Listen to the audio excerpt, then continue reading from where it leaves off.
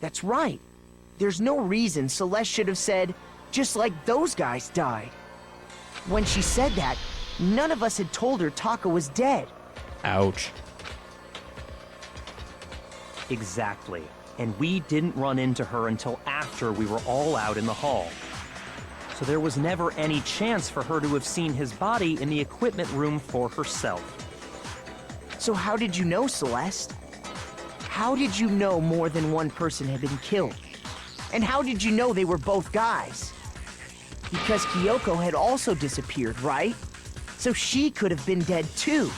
This response better be 5 stars, or else we're not having any of it. The music stopped.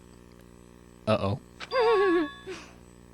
Uh-oh. You all have such vivid imaginations. You know that? Imaginations? You claim that I was lying when I told you about the suspicious person I saw. Then what about the picture I took? How do you explain this picture of the costumed villain dragging Hifumi away? It has to be some kind of setup, right? So let's put the suit on, and then she used the camera's timer to set up the picture. Close but no cigar. Have you so quickly forgotten? You are the only one who could have possibly fit into that suit. Plus, I happen to know that this particular camera does not have a timer. As noted before, the camera sucks. In other words, it is an unassailable fact that this is a picture of Hifumi being dragged away. If everything I told you was a lie, how can this picture exist? Simple. Are we sure that's really a picture of the suspect dragging Hifumi away? Turn everything on its head. What could you possibly mean by that? Oh, this all screams Phoenix Wright. Look at it from a different angle. Surely there are other explanations than the one you've offered up. No, there is no other explanation. That was a quick response. I think I have the answer. Come on, Makoto. Work with me here.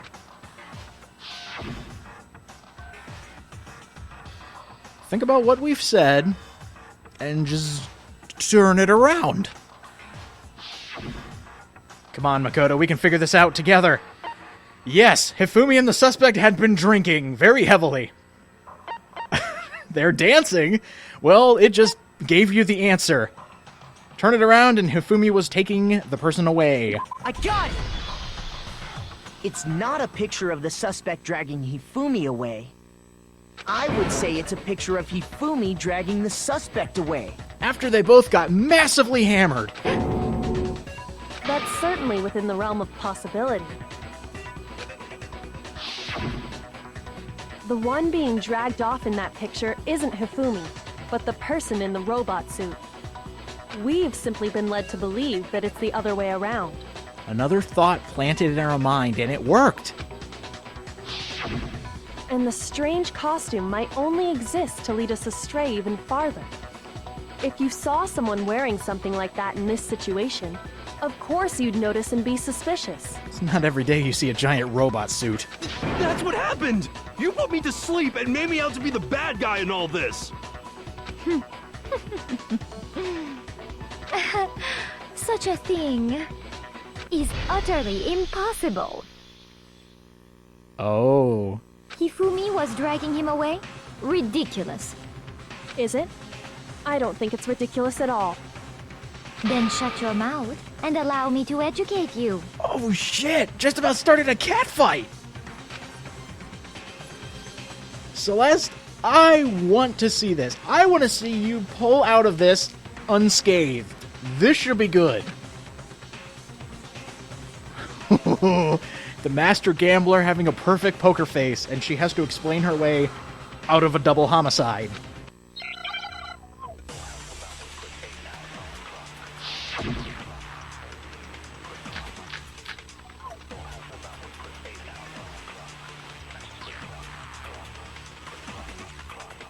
You dressed me up in that suit after I passed out! Then you just draped me across Hifumi and had him carry my weight! You tried to make me look like the bad guy! Like I said, ridiculous. As you can see in the picture, the suspect is standing perfectly upright. If the person inside the suit was unconscious, there's no way they could stand up straight like that. Then the fortune-telling idiot is the culprit after all! No way!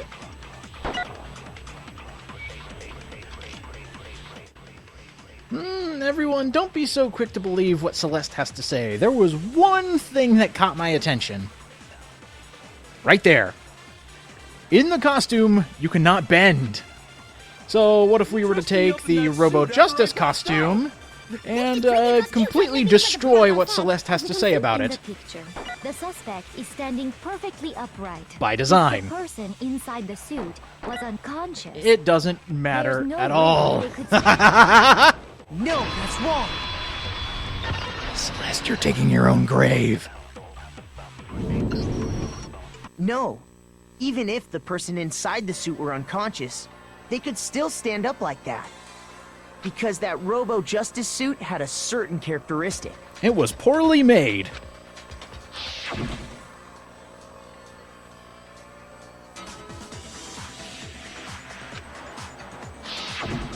That's right! They totally made a mistake when they made it, so it couldn't bend at the waist. I'm not so sure that was a mistake. I think the suit was designed from the beginning to be used the way it was.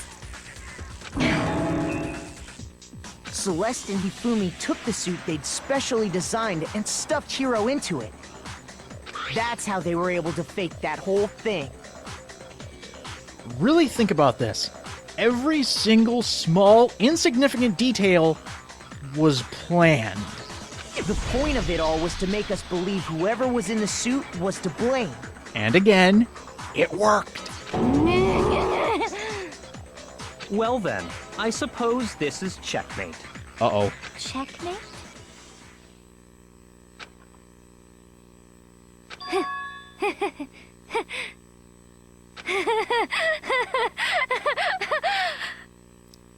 Broken! Don't make me laugh, you idiot! What do you mean, checkmate? Celeste? Clearly, you want to cram me into your little guilty box. Well, there's one little problem. Have you already forgotten what Hifumi told us as he lay dying?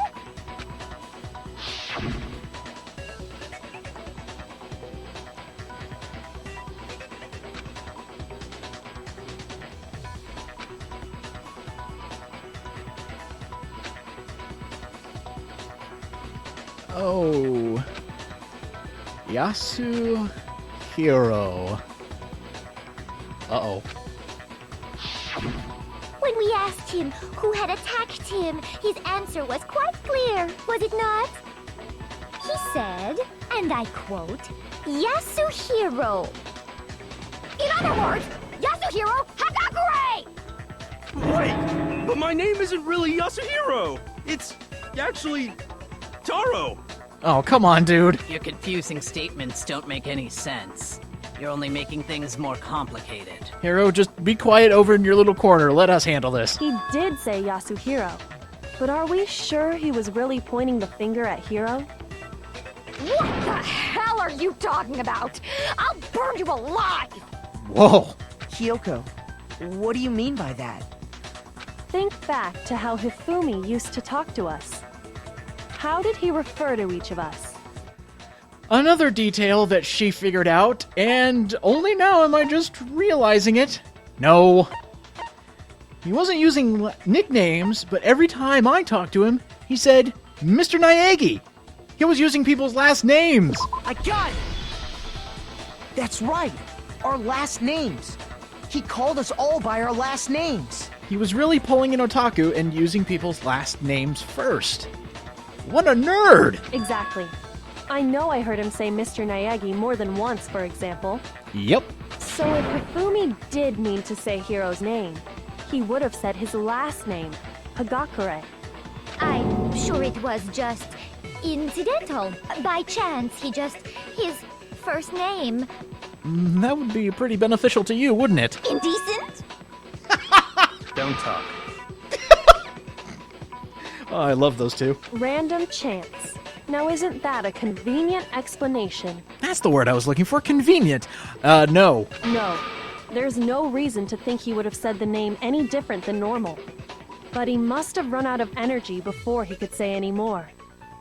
So Hifumi was trying to tell us the last name of whoever killed him? But the name he said doesn't apply to anyone here. Oh, really? Well, no. Hold on. There's one person it could apply to. I'm thinking of everybody's last names. Oh, wow. And that's Celeste. She never actually told us what her real name is. Oh, Celeste, you are so done. What did you just say? To think you'd take your false accusation so far, I don't know whether to laugh or spit! How about both? Come on! Enough with your idiotic blather! Yasuhiro is a loser's name! Do I look like a loser to you? Right now you look like a demon. Well, do I? Do you want me to answer honestly? What? I think I've earned the right to be a little on edge. Okay, then fill us in. What's your real name? So, make sure your ear holes are wide open and listen up! My real name is Celestia Ludenberg. Could you please stop making me repeat myself over and over again?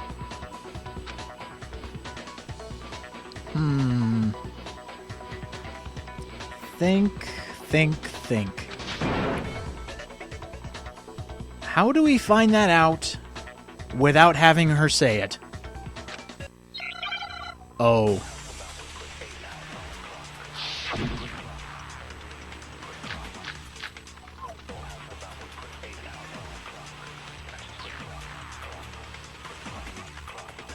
Hifumi was trying to tell us something. He wanted us to know the killer's last name, Yasuhiro. If there's one person here who might have that last name, It would have to be you, Celeste. You haven't told anyone what your real name is. How many times do I have to tell you? My name is... Celestia Ludenberg, god damn it!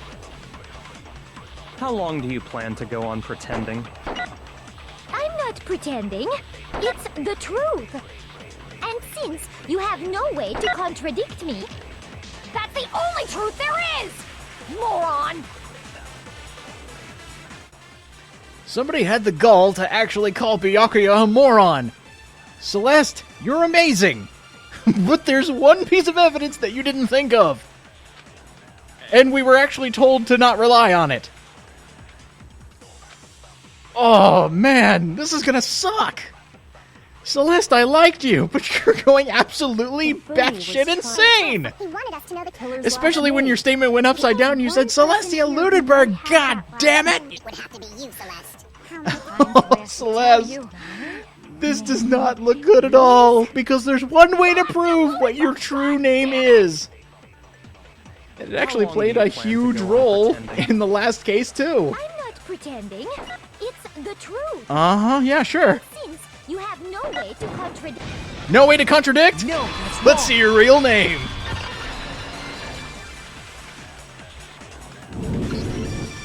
That's it! The handbook! What? Anytime you turn your handbook on, it shows the owner's name when it boots up, right? Monokuma told us all about it before. The e-handbook knows all, tells all.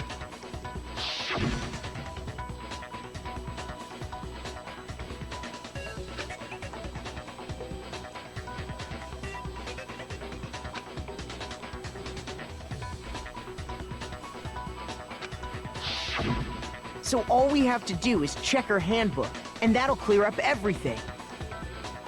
That's how we can find out Celeste's real name. That's an invasion of privacy. I refuse to cooperate. That weak excuse won't fly now. She basically just sealed her fate with that statement. Celeste. can you please just tell us what really happened? Please, just tell us. For everyone here, we all want to believe in you, but you're making it really hard right now. Even when I'm put in check, it's just my nature not to give up. Being the ultimate gambler, I totally understand. Because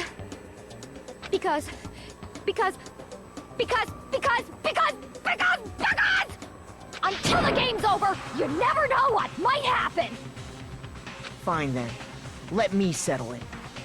Let me go over the case again, from the beginning, and shed light on all your crimes. And that'll bring everything to an end.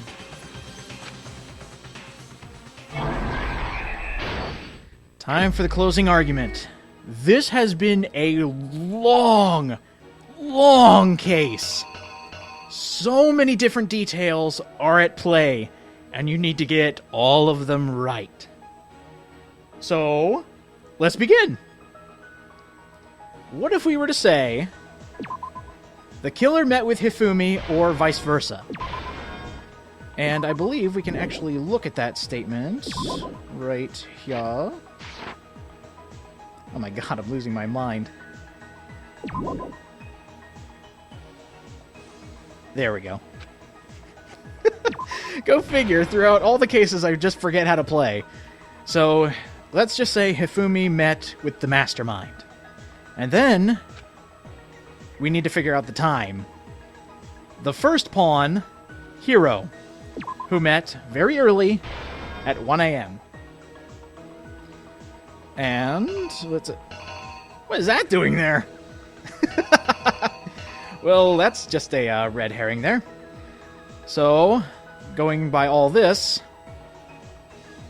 the first person that showed up was the unfortunate Hiro. Sorry about that, dude. You were the guinea pig the whole time. Next, let's take a look here. A certain item to falsify evidence. Well, how about the camera? The completely useless camera that only takes like one picture. Next in Act 3, the time that Taka was killed. A very good detail to have. Just wanted to make sure... What is this doing here? The only other clock we have... Oh, look at these pictures. This is crazy. The number to kill Taka. Very important here. Justice Hammer 4, in order to create confusion, was used to kill Taka. Then later on, we have everybody's sob story, and the plan was set into motion after Taka had been killed. Let's see. The one thing used to create confusion was Justice Hammer 2. I just love this right here. He's like he's powering up. And the Justice Hammer that was supposedly used to off Hifumi was Justice Hammer 3. At the same time, we all found both bodies dead. And based on all this, I probably don't even have to look at this. What was used to move Taka's body? Well, a little bit of everything.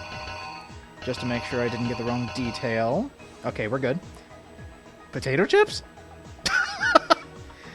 Oh, and last but not least, when everything was said and done, the killer killed Hifumi with a hammer. From start to finish, it all makes sense now. And we had 4 leftover useless tiles. Starting to get trickier. The killer is you! Before anything, the killer persuaded someone to help carry out the murder. And that person was...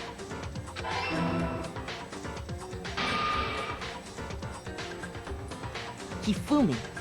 With an accomplice, the killer was able to execute a number of otherwise impossible schemes.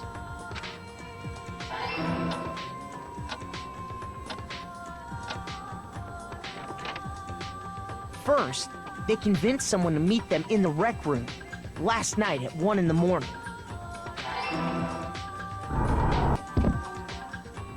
That someone they met with was Hiro. The murderous duo intended to pass Hiro off as the prime suspect, So when they met up with him, they drugged him, knocked him out, and stuffed him into the Robo-Justice suit.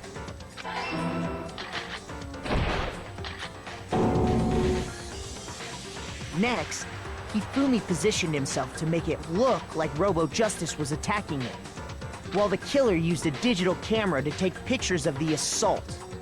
They did all this just to create evidence that would put the suspicion on Hiro. When they were done with him, they shoved him, still unconscious, into the pool room locker.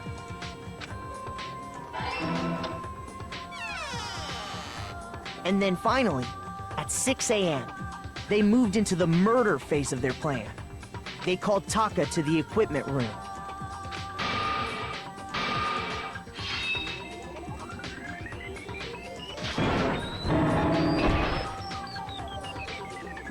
And that's where Hifumi killed him, making it the scene of the first murder. The murder weapon was Justice Hammer 4, which was left there in the equipment room. The reason Hammer number 4 was used was to create confusion about the order of the crimes. So, next they falsified 2 more assault incidents. For these attacks, the killers pretended to be the victims to solidify Robo-Justice as the suspect. The first fake incident was the attack in the rec room. There, the killers wanted us to see Justice Hammer 1 and the Robo-Justice pictures they'd taken. They wanted to make sure we bought the surprise attack story.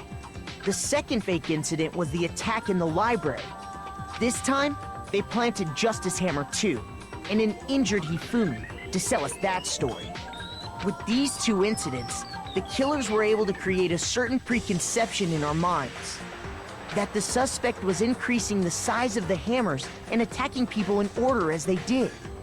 We fell right into their trap and started looking for the suspect based on that. But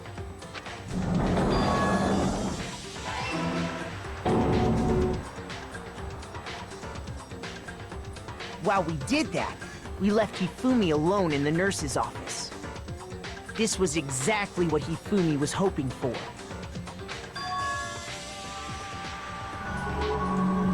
He took a blood packet from the refrigerator and Justice Hammer 3 and turned the room into a crime scene in which he himself had apparently been brutally murdered.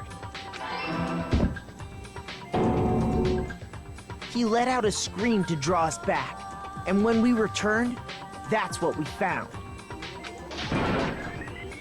Meanwhile, the other group that had been out searching found Taka's body at the same time. So when we heard the body discovery announcement, we naturally assumed it was for Hifumi. We left the nurse's office, and Hifumi once again took advantage of the situation. He simply got up and made his escape. When we learned his body had disappeared, we all rushed back to the nurse's office. And once again, Hifumi had the chance he was waiting for. This time, he snuck into the equipment room.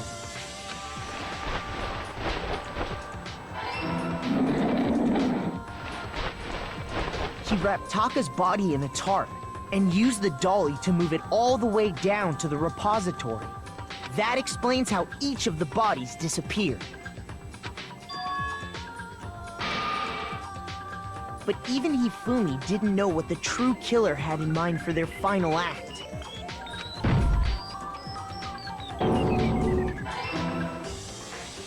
Their plan all along was to kill Hifumi and get rid of the one person who could betray them. And they did it using an ordinary, everyday hammer from the repository. That should cover everything that happened in this case. And the villain behind it all is...